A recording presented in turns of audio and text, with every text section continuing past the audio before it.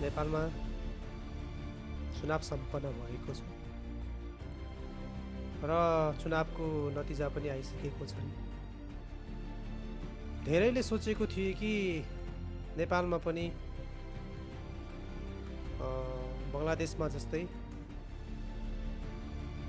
Gen Z आन्दोलनबाट उदाएका विद्यार्थी सङ्गठनको party जस्तै नेपालमा पनि राष्ट्रिय स्वतन्त्र पार्टीले चाहिँ त्यस्तो धेरै मत ल्याउन सक्दैन, बरु पहिलाको 20 सिटभन्दा पनि अझै घट्छ भनेर आकलन गरेको थियो।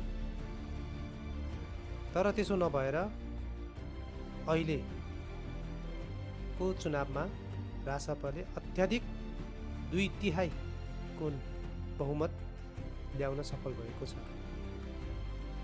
किन होला यो? त्यही जेन्जी प्रोटेक्सबाट उदाएको पार्टी बङ्गलादेशमा 4 सिट 5 सिट ल्याउने, तर नेपालमा त्यही जेन्जी प्रोटेक्सबाट अगाडि आएका राष्ट्रिय स्वतन्त्र पार्टीले चाहिँ 2/3 नजिकको 2/3 बहुमत कसरी ल्याउन सफल भयो। म यसैको बारेमा चाहिँ आफ्नो एउटा सानो धारणा म तपाईँहरूलाई सेयर गर्न चाहन्छु। जस्तै नेपाल मामिलामा र बङ्गलादेशको मामिलामा राजनीतिक हिसाबले अमेरिका र इन्डियाको फरक स्वार्थ रहेका छन्। बङ्गलादेशमा जस्तै उदाहरणको लागि बङ्गलादेशमा अमेरिकाले चाहिँ बङ्गलादेश अस्थिर चाहन्छ। अस्थिर किन भन्दाखेरि चाहिँ एउटा त चाइना वरिपरिको कन्ट्रीको देश भयो। अर्को कुरा, बङ्गलादेश अस्थिर भयो, इन्डियाको उत्तरी पूर्वी राज्यहरू नागाल्यान्ड, मणिपुर अनि मिजोरम खलबलिन्छ। त्यसै त त्यहाँका मन्त्रीहरू भनौँ न, मुख्यमन्त्रीहरू, तिनीहरूले आफ्नो स्वायत्त राज्यको माग गरिसकेका छन् भने इन्डिया चाहिँ फेरि बङ्गलादेश नियन्त्रित स्थिर रहोस् भन्न चाहन्छ। त्यसैले पनि पहिलादेखि नै इन्डियाले हसिनाको सरकारलाई पहिलादेखि नै सहयोग गर्दै आएको हो। जेन्जी प्रोटेक्स पश्चात भागेर गएर अहिले हसिना इन्डियामै रहेका छन्। त्यही भएर इन्डियाले हसिनाकै पार्टी अथवा पुरानो पार्टीलाई चाहिँ सहयोग गर्यो। त्यसै गरी बङ्गलादेशको आर्मी चिफ र बङ्गलादेशको प्रधानमन्त्री युनुस बीचको मत फरक रहेको छ। युनुस चाहिँ अमेरिका परास्त छन् भने त्यहाँको सेनापति आर्मी चिफ चाहिँ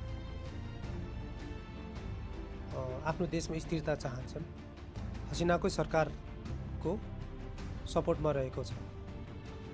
त्यही भएर बङ्गलादेशमा पुरानै पार्टीको बहुमत आयो भने नयाँ पार्टी एकदमै कमजोर भयो। तर नेपालमा ठ्याक्कै त्यसको अपोजिट भयो। किन, कसरी? नेपालमा अन्तरिम सरकार सुशीला कार्की र प्रधान सेनापति दुईटै चुनाव चाहन्छन्। चुनाव हुनु राम्रो कुरा हो, तर नेपालमा चुनाव गराउने मान्छे चाहिँ कस्तो छन् भन्दाखेरि सबै एनजिओ आइएनजिओबाट गएका छन्। एउटा स्वतन्त्र व्यक्ति अथवा राष्ट्रपति एकदमै केही ठुलो योगदान दिएका व्यक्तिहरू अन्तरिम सरकारमा गएर चुनाव गराएको भए त त्यसमा खासै ठुलो कुरा अथवा शङ्का गर्नुपर्ने केही कुरा थिएन। तर सरकारमा कस्तो मान्छेहरू गयो भन्दाखेरि सबै एनजिओ आइएनजिओका मान्छेहरू गए। बारबारा फाउन्डेसन, समता फाउन्डेसन, अमेरिकन युथ काउन्सिल, यस्तै प्रो अमेरिकन टाइपका मान्छेहरू सरकारमा संलग्न भए र चुनावको मिति नजिकै गएपछि सबै राष्ट्रिय स्वतन्त्र पार्टीमा जोडिन गएकोले प्रष्ट भइसकेको छ को कहाँबाट परिचालित छन्। त्यसै गरी अमेरिका र इन्डिया चाहिँ नेपालको भू राजनीति वा नेपाल मामिलामा कुनै कुनै चिजमा चाहिँ अलिकति फरक मत छ भने कुनैमा एकदमै दुवैको एउटै स्वार्थ छ। पहिला अमेरिका डाइरेक्ट नेपालमा आएको होइन, इन्डियाकै माध्यमबाट नेपाल छिरेको हो। तर पछिल्लो समयमा अमेरिकाले इन्डियालाई बाइपास गरेर आफू नै यहाँ अगाडि बढिसकेको छ। त्यही भएर फेरि कस्तो भने इन्डियाले फेरि आफू एक्लै पनि यहाँ केही गर्न सक्दैन।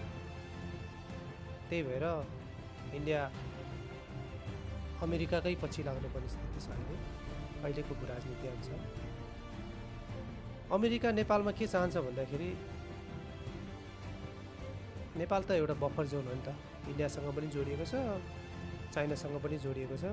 नेपाललाई उनीहरूले आफ्नो कन्ट्रोलमा राख्न सक्यो भने उसले आवश्यक पर्दाखेरि चाइनालाई पनि कन्ट्रोल गर्नलाई सहयोग गर्छ भने इन्डियालाई पनि कन्ट्रोल गर्नलाई सहयोग पुग्छ। विशेष गरेर अहिले विश्वको भू राजनीतिमा अमेरिका एकदमै कमजोर भएर गइरहेको छ। अमेरिकाको ऋण $38 ट्रिलियन नागिसकेको छ भने उसको डलरको भाव अथवा डलराइजेसन सुरु भइसकेको छ। त्यही भएर उसले आफ्नो डलरको वर्चस्व जोगाउनको लागि तेल कब्जा गरिरहेको छ। पेट्रो डलर अर्थात् डलरमा तेल कारोबार गर्नै पर्ने भनेर उसले आफ्नो नियम बनाएको छ। त्यही भएर भेनेजुएलालाई जबरजस्ती उठाएर लग्यो र इरानमा अहिले हात हालेको छ भने चाइना महाशक्तिको रूपमा उदाउँदै गइरहेको छ। त्यसैलाई रोक्नको लागि चाहिँ अमेरिकाले इन्डो पेसिफिक रणनीति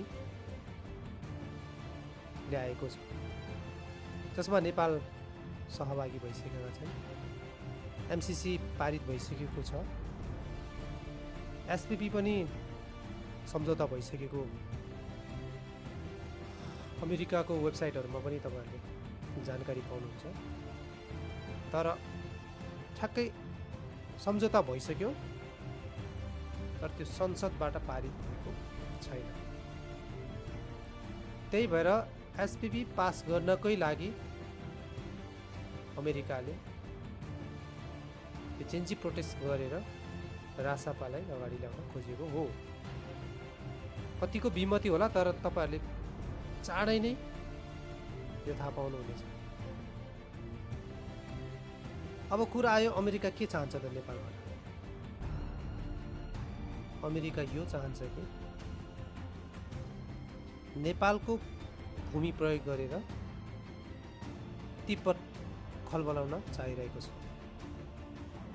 किनभने त्यहाँको तिब्बतीयनहरूले पनि स्वतन्त्र तिब्बतको माग गरिरहेछ नि त। त्यसैको लागि चाहिँ नेपालको भू राजनीति प्रयोग गरेको हो अमेरिकाले भने। इन्डिया चाहिँ के चाहन्छ भन्दाखेरि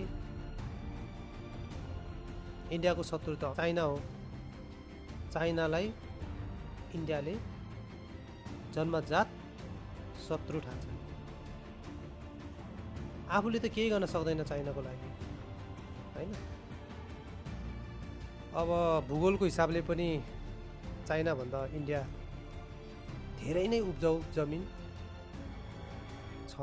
त्यस्तो अब चाइनामा त देश ठुलो भए पनि त्यहाँ त छ नि त, मरुभूमि छ नि त, डेजर्ट छ नि त। अनि विशेष गरी भौगोलिक हिसाबले पनि इन्डिया त समुद्रले एकदमै एक्सेस धेरै राम्रो भएको देश हो नि। तैपनि इन्डिया जुन हिसाबले विकासको गतिमा लाग्नुपर्ने, अगाडि बढ्नुपर्ने, त्यो हिसाबले जान सकिरहेको छैन। त्यही भएर इन्डियाले चाहिँ नेपाललाई आफ्नो खतरा ठान्छ। त्यही भएर इन्डियाले चाहिँ अमेरिकाले चाइनालाई ठिक पारिदिन्छ र म एसियाको भाले बन्छु भन्ने उसको सोच छ। त्यही भएर अमेरिकाको एजेन्डामा इन्डिया जहिले पनि सँगसँगै हुन्छ। अमेरिकन स्वार्थमा इन्डियन स्वार्थ पनि छ, उसको पनि आफ्नो स्वार्थ पनि छ। फेरि सकेसम्म नेपाललाई सिक्किमीकरण गर्ने, नसके भुटानी मोडलमा लाने, त्यो पनि नसके नियन्त्रित अस्थिर चाहने। बङ्गलादेशमा नियन्त्रित स्थिरता चाहन्छ भने नेपालमा चाहिँ नियन्त्रित अस्थिरता छ। त्यही भएर नेपालमा चुनाव घोषणा र चुनावको मिति नजिकै गर्दाखेरि चुनावलाई सपोर्ट गर्नको लागि इन्डियाले 150 भन्दा बढी गाडीहरू उपलब्ध गराइदिएका छन्। नेपाल मामिलामा यो चुनावमा इन्डिया र अमेरिकाको एउटै उद्देश्य रासपालाई अगाडि बढाउनु, उनीहरूको स्वार्थ फुलफिल गर्न। त्यसमा पनि अब यसरी 2/3 बहुमत आउनलाई चाहिँ धेरै अरू पनि कारण छन्। एउटा त जनताले परिवर्तन पनि चाहेकै हो, र अर्को कुरा चाहिँ के हो भन्दाखेरि नेपालमा 35 देखि 40 हजार एनजिओ आइएनजिओहरू छन्। त्यो त दर्ता मात्रै, अन्य त कति छन् कति त्यो थाहा नै छैन। त्यो सबै एनजिओ आइएनजिओहरू कसले पाल्छ? अब नेपाल त होइन, डलरबाटै चल्छ। यो आइएनजिओहरूले कहिले पनि नेपालको स्वार्थमा काम गर्दैन। पुरानो पार्टीहरूको अहिले यो जुन सिट एकदमै झरेको छ नि, त्यो सबै एनजिओ आइएनजिओले हात छोडेको। नयाँ पार्टी खोले, नयाँ पार्टीमा सबैले लगानी गरे, त्यतैतिर सबैजनाले भोट खनाइदिए, त्यसमा जनताले पनि खनाइदिए। त्यही भएर रासपाले बहुमत ल्यायो भने पुरानो दलहरू सकिएर गएको हो। धन्यवाद।